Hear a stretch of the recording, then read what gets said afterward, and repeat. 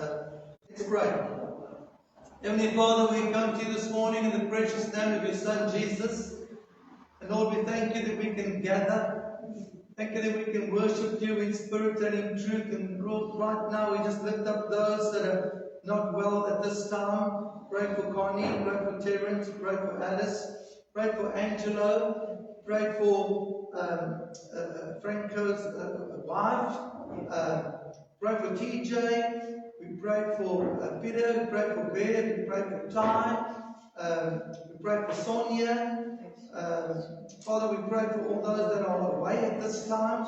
Pray that you just bless their time away and bring them safely back. Lord, we thank you that we can be here, and thank you that we can trust you as we worship you in spirit and in truth. You inhabit the praises of your people, and we choose to look away from everything that's happening. We look to Jesus, who's the author and the finisher of our faith, and we Lord, we ask you to bless the service. In Jesus' name we pray. Amen. Blessed be the name of the Lord. Blessed be the name of the Lord. Blessed be the name of the Lord. Most High. Blessed be the name of the Lord. Blessed be the name of the Lord.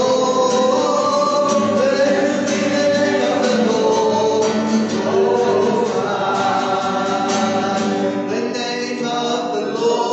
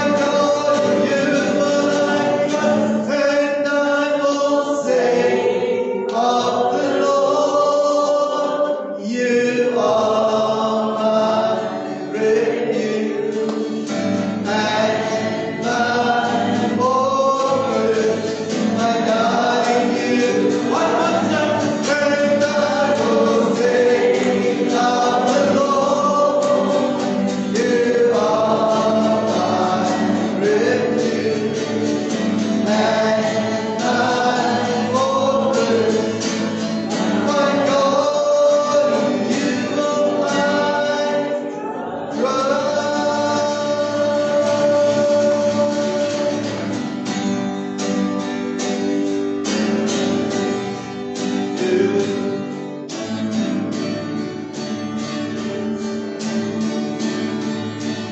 are my peace.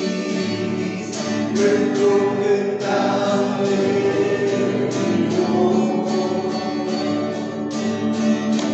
You are my peace. You are my peace. You are my peace. You're broken down every wall. You are my peace. You are my I cast all my care on you, for you care for me. You are my peace. You are my peace. I cast all my care on you, for you care for me. You are my peace. You are my peace. You are my peace. You've broken down every wall. You are my peace. You are my peace. You are my peace. You're broken down every wall. You are my peace. You are my I cast all my cares on you, for you care for me. You are my peace.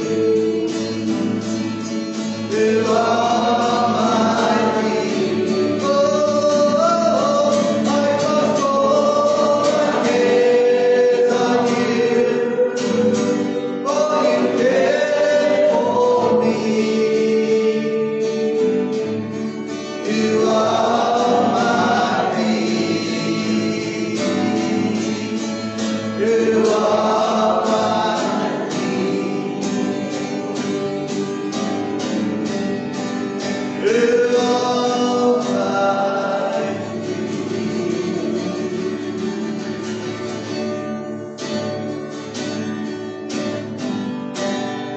I know the master of the world.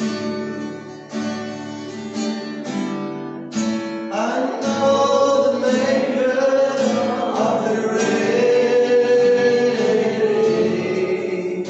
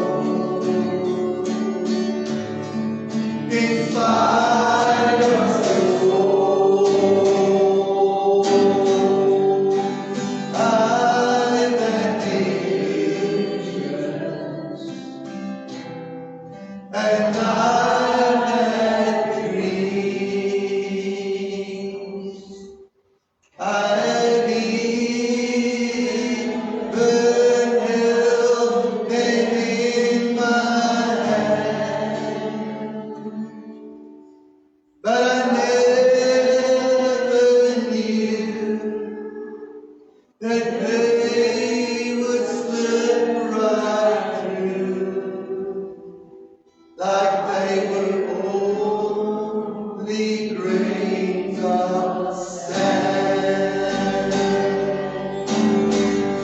But the anchor holds,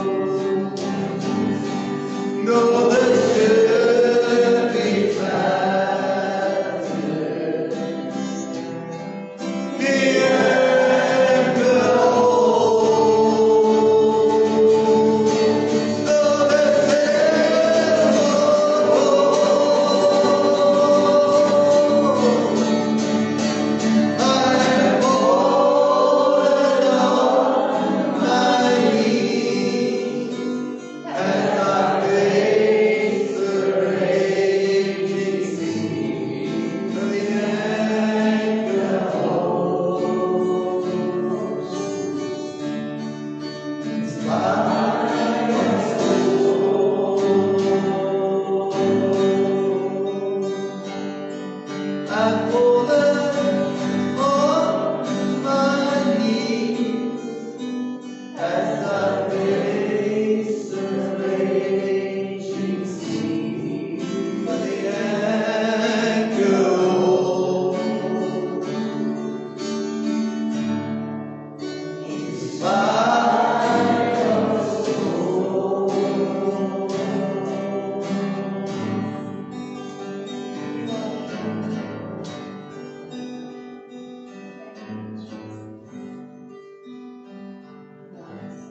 This might be for someone this morning. If you know it, sing along. If you don't, listen.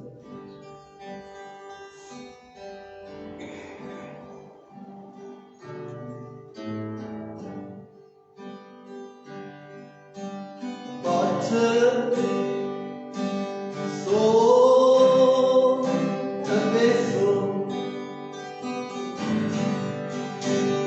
that was broken by the wind and the rain.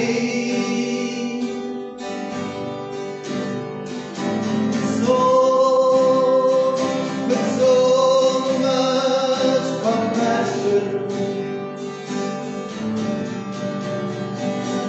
make it over again.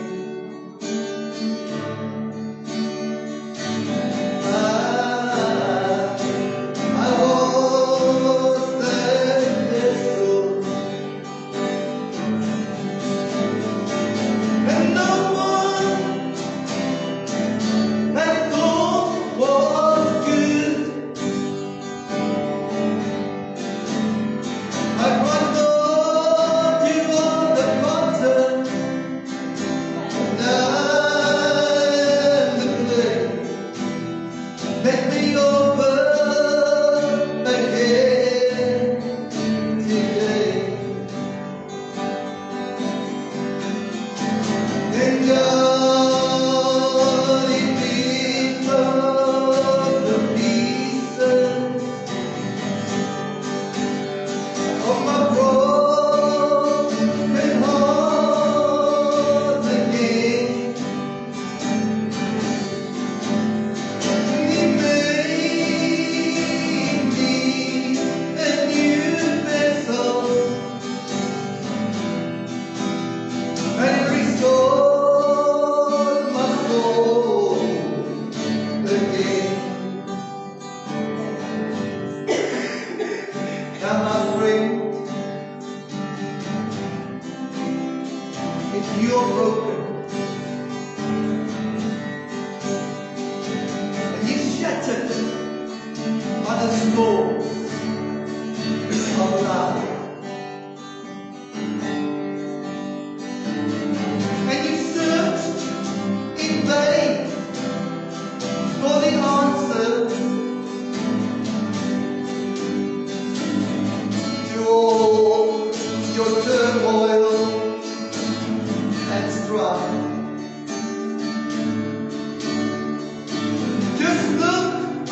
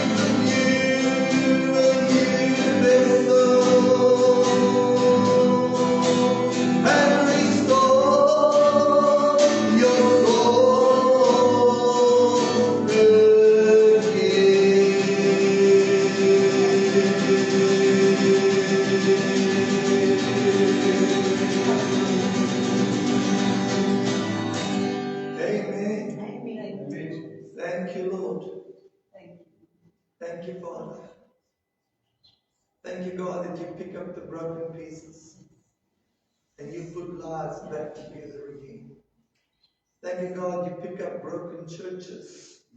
You put lives back together again. You pick up broken marriages. You put that back together again. Pick up broken families. You put that back together again. Pick up broken businesses. You put that back together again. Oh, there's nothing that you cannot pick up the pieces and put it all back together again.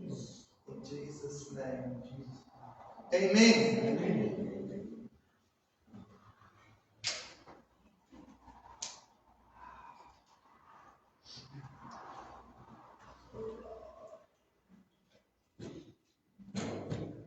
We haven't done a prophecy update for a while. Let's do that this morning.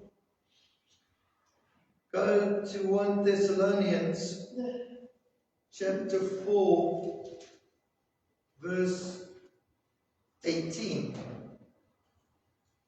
1 Thessalonians chapter 4, verse 18.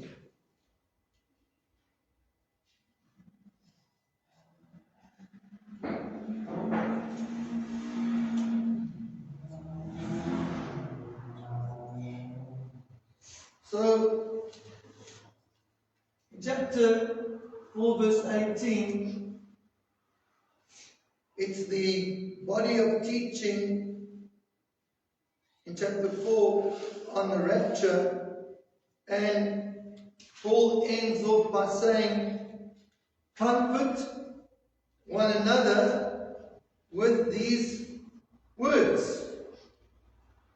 And this was around about AD 50 plus. Now, in the Greek, there's no chapters.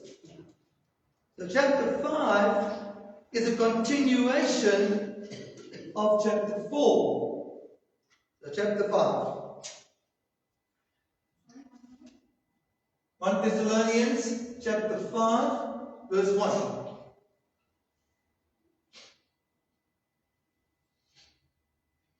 But of the times and the seasons, brethren, you have no need that I write to you. So, now he just finished teaching the church on the rapture, the returning of Jesus for the church.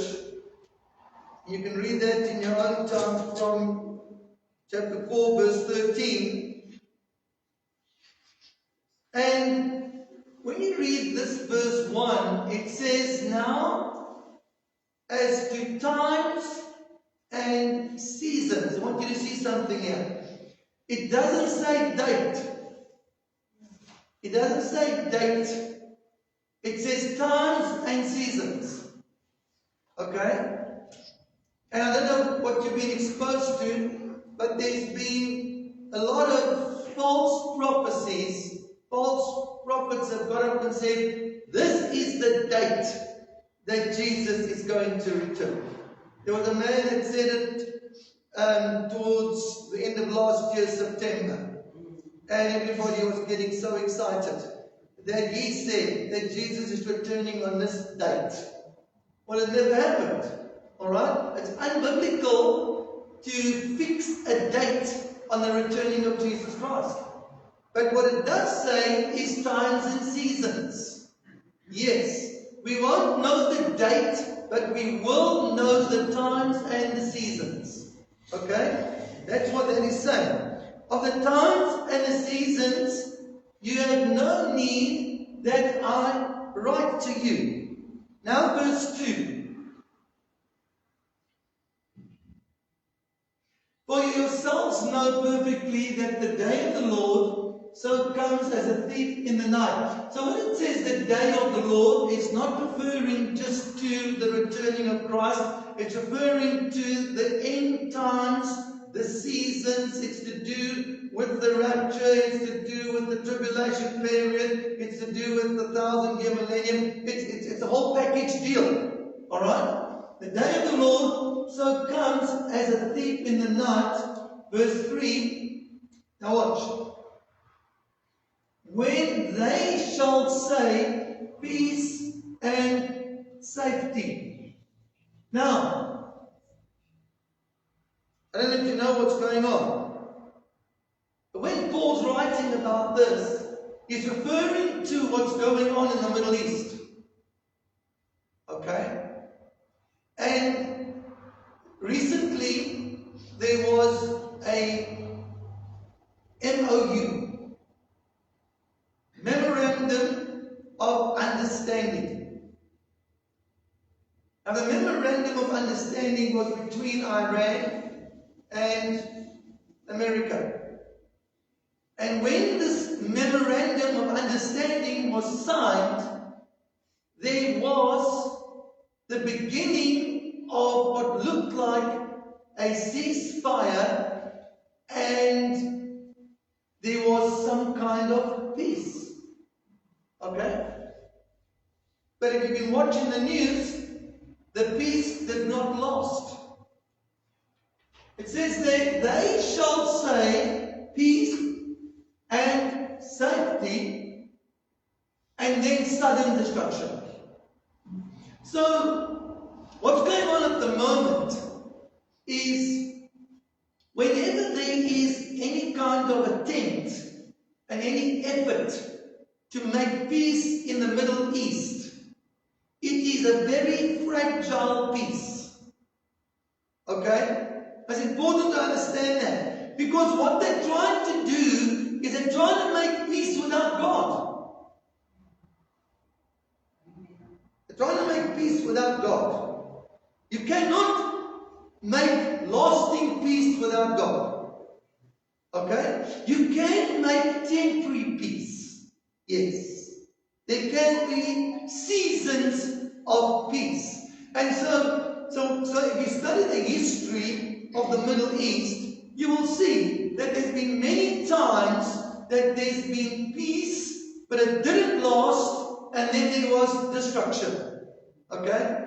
And I don't know if you know now that while America was celebrating 250 years of existence on the 4th of July, Iran was preparing, planning, and having the funeral of their leader, the Ayatollah Khomeini.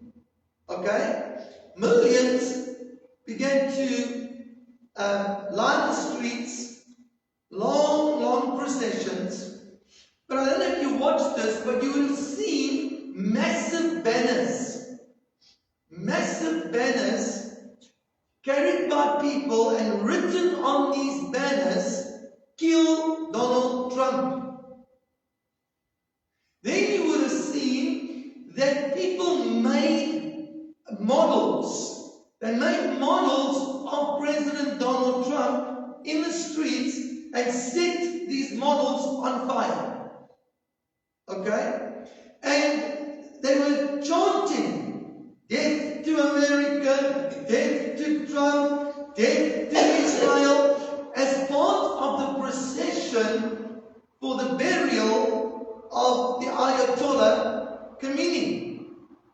Wasn't long after that the missiles began to be fired.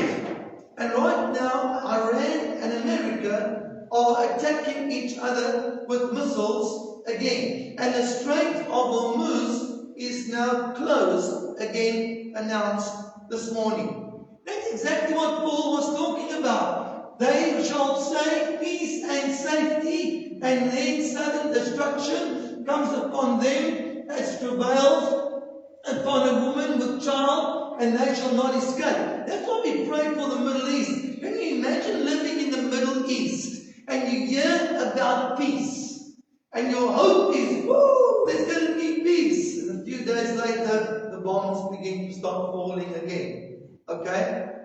This has been going on for years, and it's going to continue to go on because they are seeking peace without God. Okay, so these are the times and the seasons that we are living in right now. So when you watch the news, read 1 Thessalonians chapter 5. It fits. It's part of what the Apostle Paul was talking to the church about. But notice, for when they shall say peace. Now you watch what he does. He refers to they. Who are they? It's those who are seeking peace without God. As writing to Christians. So when he says they, then he's not talking about the church. He's talking about those in the world, those who don't know Christ, and they are seeking peace without God. Now, verse 4. But you, brethren, now he changes his focus and he targets the church. He targets us and he calls us brethren. Why? Brothers and sisters in Christ. You, brethren, are not in darkness. Listen carefully now. You, brethren, are not in darkness. In other words, what he's now saying is that the moment we accept Christ, we come out of darkness, translated from the kingdom of darkness into the kingdom of light, into the kingdom of Christ. And it's like the light gets switched on, the Holy Spirit inside of you, and you see your world like you've never seen it before. But not only your world, when you've got the Holy Spirit inside of you, you've got the potential to see with light what's going on in the Middle East. Please understand this. Okay? God does not want the church to be in darkness concerning what's going on in the Middle East. We might be 10 hours away by jet, Boeing. 10 hours from Oliver Tambo Airport to Ben Gurion Airport in Israel. 10 hours. But that doesn't mean that we are to be in darkness about what's going on there. Okay? The opposite needs to be the case. We need to be in the light. In other words, if you want to measure darkness, stop someone in the street and ask them what's going on in the Middle East. And it's very possible that they will tell you they don't know. Because they're in darkness. But listen to me. Never should a Christian be stopped and asked that same question. And you have to say, I don't know. That means that you are in darkness. And there are pockets in the church right now. There are Christians in churches right now who are in darkness concerning what is going on in the Middle East. Then there are others who are in the light concerning what's going on in the Middle East. But there's only one Holy Spirit. There's only one Holy Spirit. When the Holy Spirit comes to live inside of you, He wants you to walk in the fullness of the light that God's got for you. And therefore you should not be in darkness. And if you're sitting here this morning and you're in any kind of darkness concerning the Middle East, well then you have a wonderful opportunity in this church.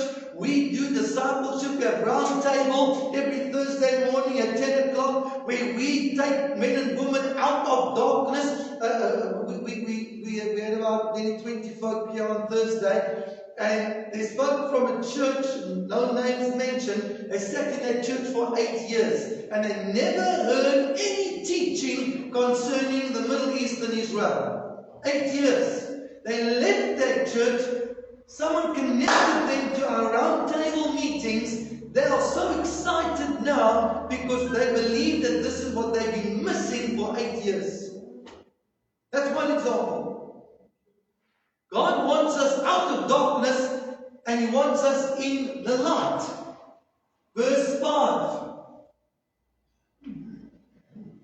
So you are all the children of light, and the children of the day. You are not of the night, and you know of darkness. So it's like separate, not mixed. You're either in the light or you're in the darkness. verse 6. Therefore, let us not sleep. Now this sleep is not referring to sleep. This is to understand the context. He's talking about doctrine. Please, church, we are not to be asleep concerning the doctrine of God's plan for the nation of Israel. So we're going to do a test this morning. Let's see if you are awake. Have you studied Romans 9, 10 and 11? Do you know it? And how well do you know it? Romans chapter 9, chapter 10 and 11. If you haven't studied it, you need to study it. It's vitally important in order to not be asleep. There is much in those 3 chapters with God's plan for Israel. And it compares the church and Israel right the way through. Have you studied Ezekiel chapter 36 to chapter 48? 12 chapters. If you haven't, you need to. Otherwise you will sleep. That's God's whole restoration plan for Israel. Ezekiel 36, chapter 36 to chapter 48. Have you studied Zechariah chapter 12, 13 and 14? If you haven't, you need to. Otherwise you're sleeping. Have you studied the 22 chapters of the book of Revelation? 22 chapters. If you haven't, you need to. Otherwise you're sleeping. Understand this. There's certain passages, certain books in the Bible that Christians need to study. Otherwise, you can be asleep. You can have Christ in you, Holy Spirit, you're saved, you're born again, but doctrinally you are sleeping. Understand that? Therefore, let us not sleep as others do, but let us watch and be sober. Now the watch and be sober means that you are awake, and you are awake concerning the doctrine that the Bible teaches. You are awake concerning God's plan for Israel, God's plan for the church as laid out in the Old Testament and the New Testament, all the way to the book of Revelation. Now, not only are you awake, but you are sober. You know what sober means? It means you're sound. It means you're sound-minded. Now we're going to measure something. How do you know that you understand what you're studying? Because you can explain it to somebody else. If you cannot explain these teachings to somebody else, then you are not sober. You're awake, and you're reading, and you're learning, and you're studying, but you must get to the place where you can explain it. If you can't explain it, you're not sober. That's what it means. Watch and be sober. Verse 7. For they that sleep, sleep in the night. And they that get drunk in the night. Now this drunk is not referring to alcohol. It's referring to doctrinal drunkenness. Doctrinal intoxication. You've heard me mention this. The doctrine of replacement theology is a drunk-making doctrine. that God has abandoned Israel and He's replaced Israel with the church. You're drunk. You're doctrinally intoxicated. You've been exposed to a drunk doctrine. Understand that? It's one thing not to know, then it's something else to know the wrong thing. Understand that? And once again, in churches, depending on which church it is, there's churches that teach God's plan for Israel. Then there's other churches that teach replacement theology. I've tested some Christians, and they don't know what they believe, because they've never been taught.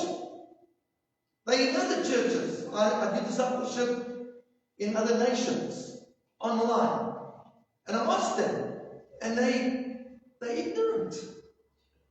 Shocking, eh? But that's true. Verse 8.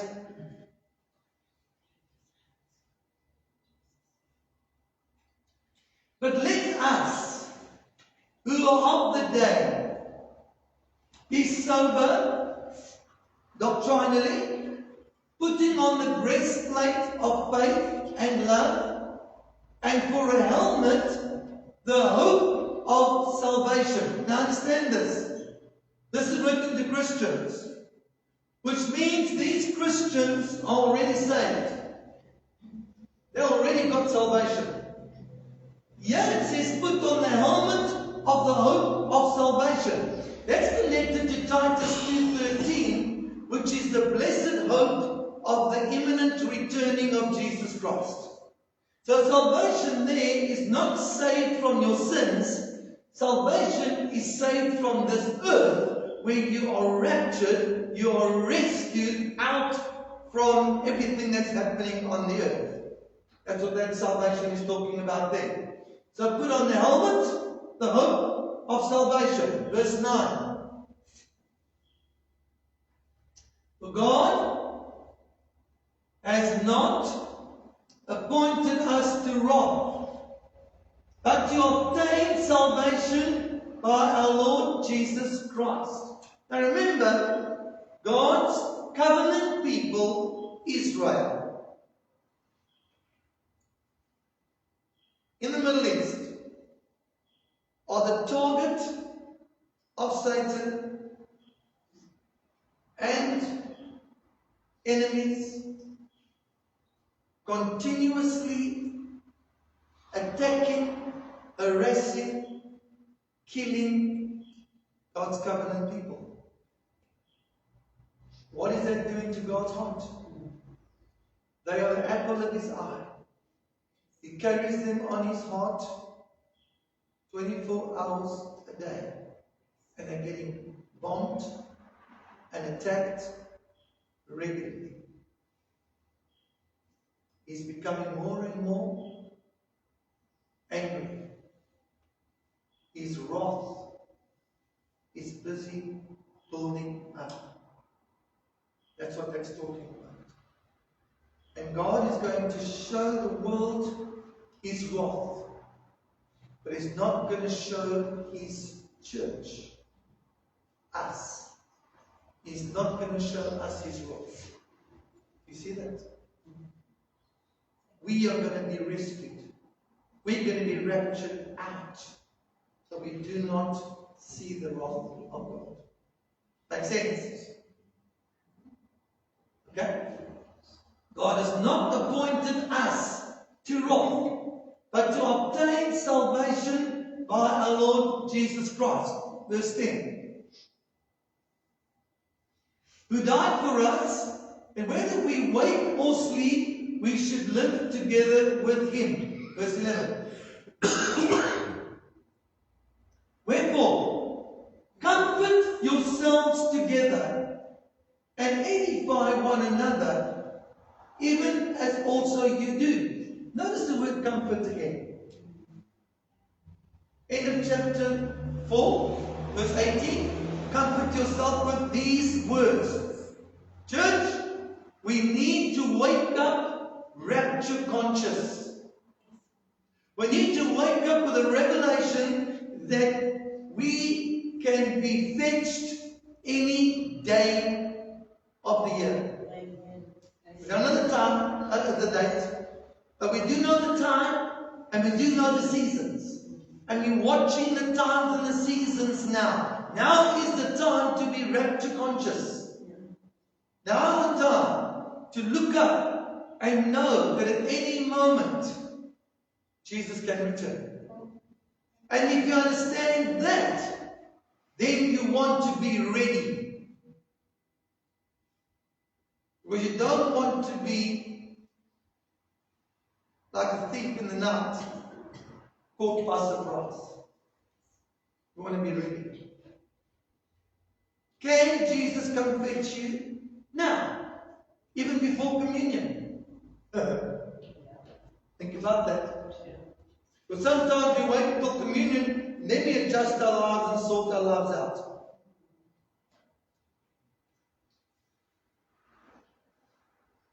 Comfort yourselves together, edify one another, even as also you do. Now that edify there, this is what the church were doing.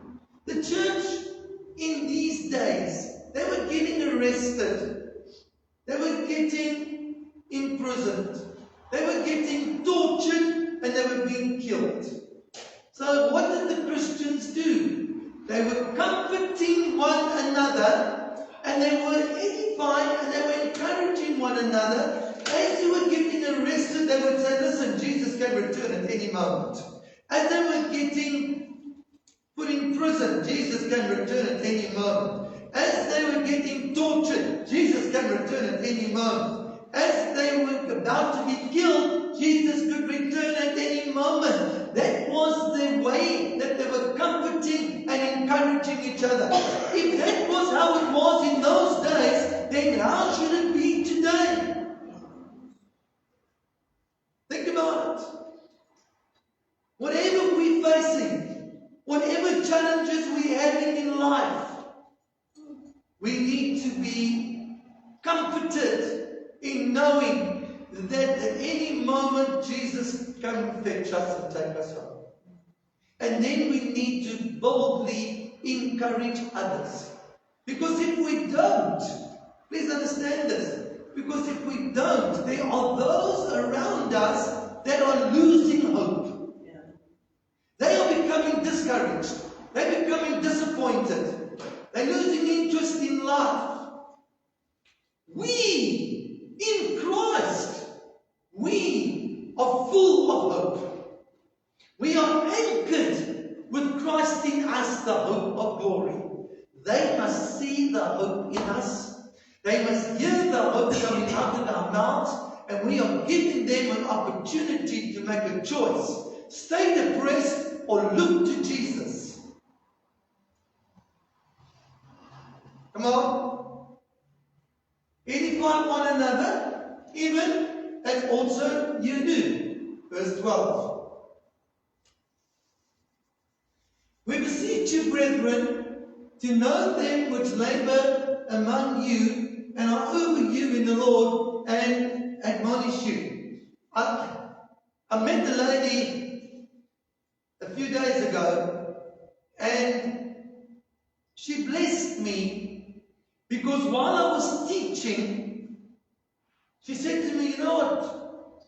You're right. You're correct.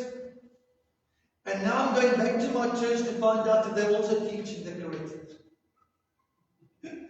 Giving the correct teaching. Look what it says there. We beseech you, brethren, know them which labor among you. Come on, can I get away with teaching wrong doctrine to you? If I can, then you don't know me. Hello?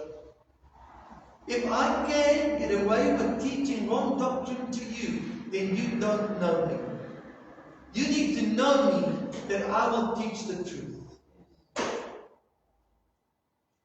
That's what that is saying. Know them which labor among you and are over you in the Lord and admonish you. And here's a shocking truth. Some Christians are just too lazy. They're just too lazy to know the truth. And they just agree and accept what the pastor says. You know, Paul didn't respect Christians that did that. Paul respected the Bereans. The Bereans did not even believe what he said. But they searched the scriptures to see if it was so. That's why when this woman said to me, "You're right with what you are teaching," I respected her. How many people do you think come to me and tell me I'm right? Not many. Because they haven't taken the time to go and study for themselves. This woman had. She's got a working knowledge of the scriptures. And as I was teaching, it just connected with her. And she's going to go back and challenge her own church. I respect men and women who take the time to go and search, watch the video afterwards, get your Bible out, go and search the scriptures, and call me and say, "Pastor, you know what? You said something which I can't find in scripture." Or call me and say, "Pastor, thank you that you taught the truth this morning." I respect that. Both ways. I get concerned when I hear nothing. Okay, verse 13. Esteem them very highly in love for their work's sake, and be at peace among yourselves. This is preparation for the returning of Jesus Christ. Okay? Esteem them very highly. Honor those, honor your teachers, honor your pastors, honor those that are teaching you the truth. Esteem them very highly in love for their work's sake, and be at peace among yourselves. You know what peace that is, eh? Be at peace with God, and make sure that you have the peace of God. That's how you know that you're ready. Okay? Verse 14. Now exhort you, brethren, warn those that are unruly. Now, let's go to 2 Peter chapter 3. 2 Peter chapter 3. Coming to a close. This is shockingly true. May it not be the case in our church. 2 Peter chapter 3, verse 3.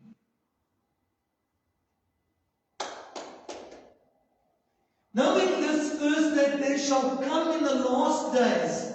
That's the times and the seasons that we're now in, called the last days. And there will be scoffers. Now these scoffers, they are mockers. And they'll be walking after their own lusts. In other words, they're drunk, they're intoxicated, and they just love money, and they love material things. And look what they say in verse 4. This is in the church. Where is the promise of his coming? For since the fathers fell asleep, and all things continue as they were from the beginning of creation.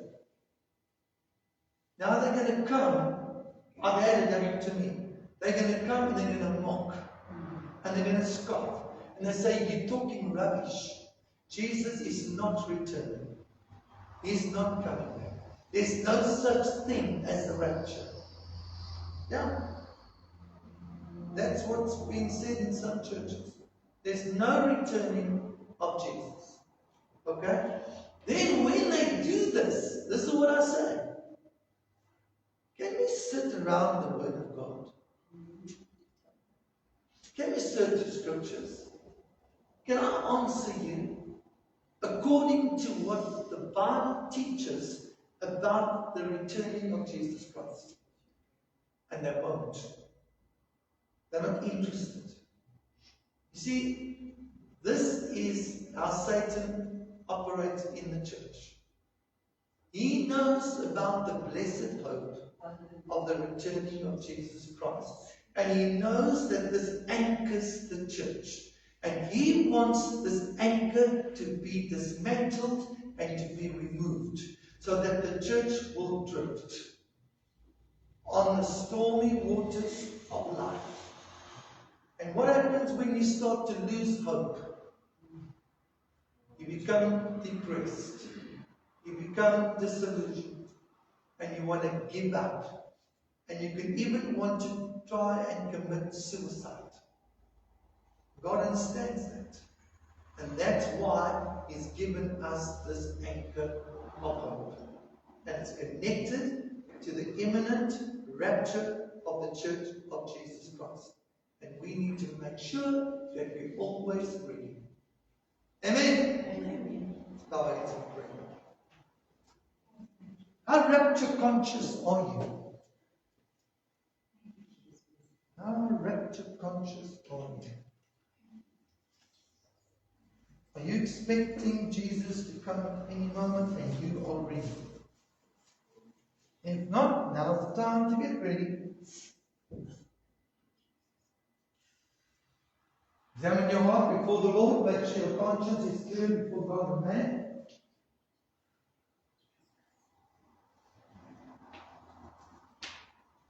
Come to the table. Receive the envelopes. Wait for one another. And we partake together.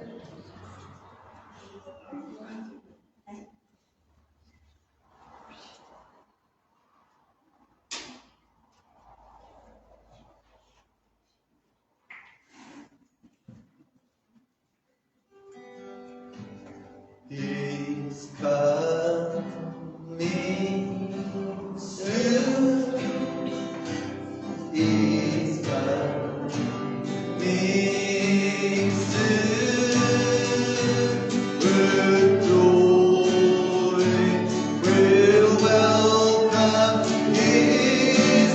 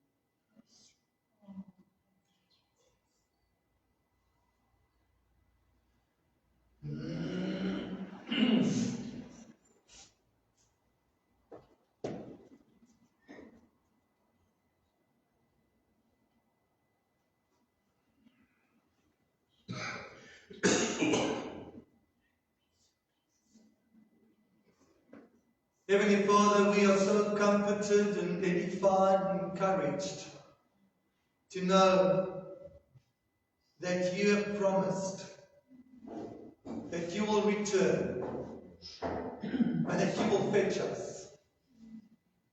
And And you will take us with you, to be with you where you are, in your Father's house, in heaven. And Lord, we understand you never wanted us to know when, because you wanted us to be ready. So I pray that we'll hear you speak to each one of our hearts, that we will be convicted that if we are doing anything that's not pleasing to you,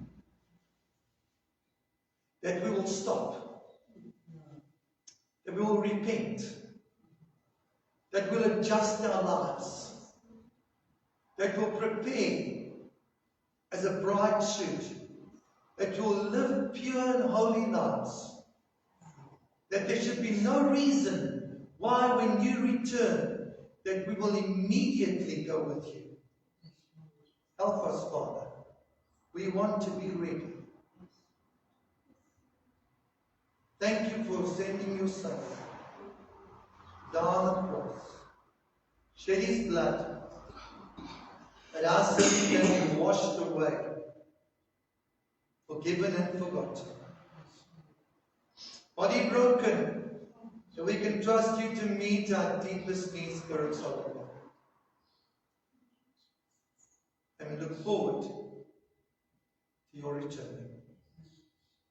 In Jesus' name we pray. Let's partake together with grateful hearts.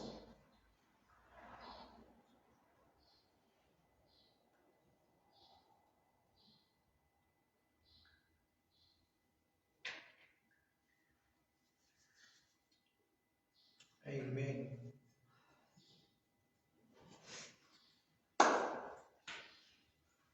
Any birthdays? Nala's birthday tomorrow. What did Ola? Tomorrow. Okay. We'll sing next Sunday.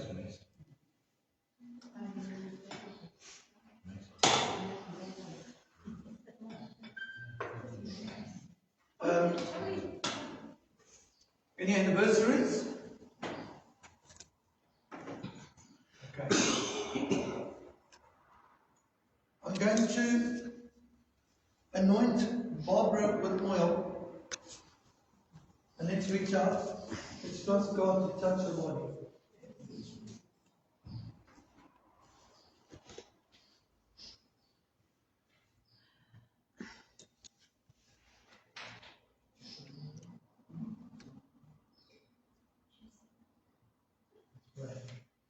Heavenly Father, in obedience to your word, they said we are to anoint the sick with oil, symbolizing the Holy Spirit. So we just pray for Barbara, and as I touch her now, anoint her with oil, I pray that she will know that your hand is mightily upon her. Lord, I pray, your word says the same Spirit that raised Jesus from the dead dwells inside of her, quickens her mortal body. Pray for the penetrating power of the Spirit to flow into the hips, where the pain is. Thank you, God, that you're a Savior and you're also a healer. That your will be done. Meet her deepest needs, spirit, soul, and body. Strengthen her with might in her inner man. In Jesus' name we pray. Amen. Amen.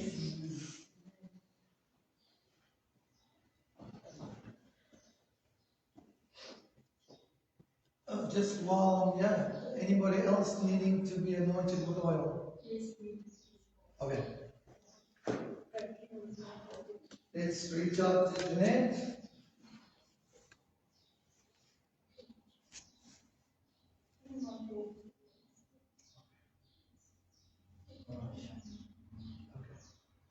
Lord, we just, in obedience to your word, anoint Jeanette with oil.